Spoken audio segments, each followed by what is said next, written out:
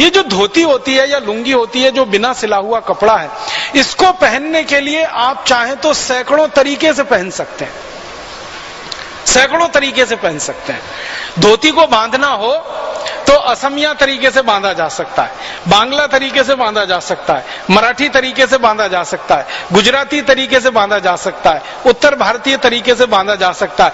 भारत में जितने प्रांत हैं उतने तरीके से आप धोती को बांध सकते हैं, क्योंकि वो बिना सिला हुआ है।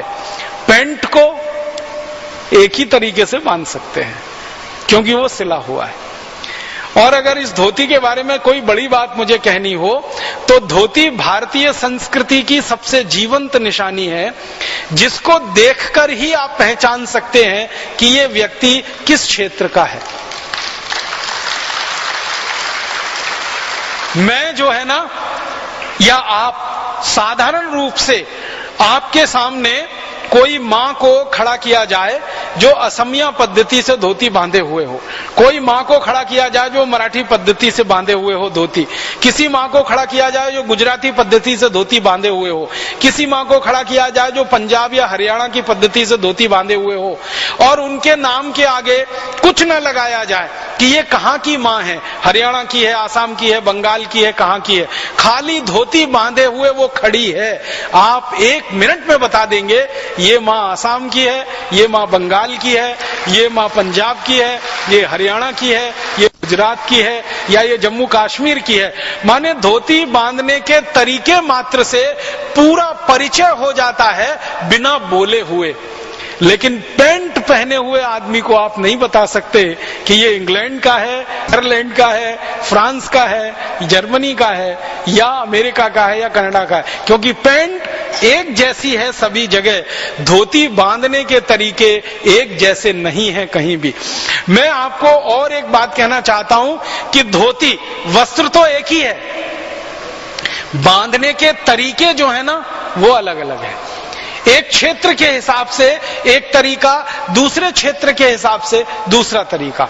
महाराष्ट्र की माताओं को देखा धोती बांधे हुए तो उनका तरीका बिल्कुल अलग है, क्योंकि महाराष्ट्र की वैसी जरूरत है।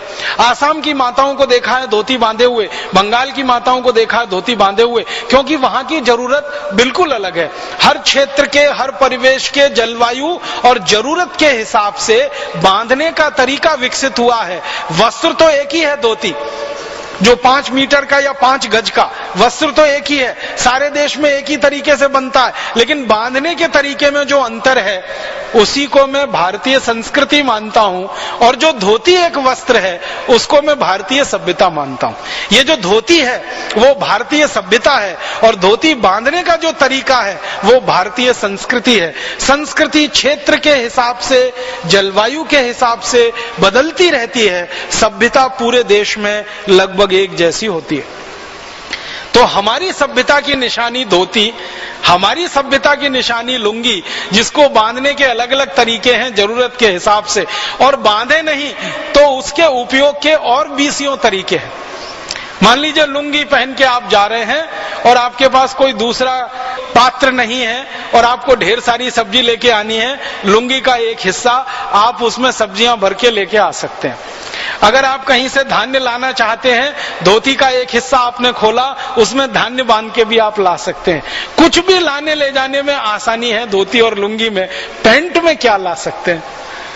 उतना ही ला सकते हैं जितनी जेब में आएगा, इससे ज्यादा कुछ नहीं ला सकते। और अगर जेब में भर भी लिया तो चलने में इतनी तकलीफ होगी कि आप शायद चल नहीं पाएंगे उससे। तो ये पैंट, कोट और शर्ट में हम फंस गए। लुंगी धोती वाली सभ्यता और संस्कृति को छोड़कर ये हमारे सांस्कृतिक अधःपतन की निशानी है। मेरा ये मानना है कि भारतवासी जो भी थोड़े अंग्रेजी के प्रभाव में है, अंग्रेजियत के प्रभाव में है, उनको जितना जल्दी हो अपनी उस भूषा को बदल लेना चाहिए, अपनी सभ्यता, अपनी संस्कृति के हिसाब से, अपनी जलवायु के हिसाब से और अपनी जरूरतों के हिसाब से।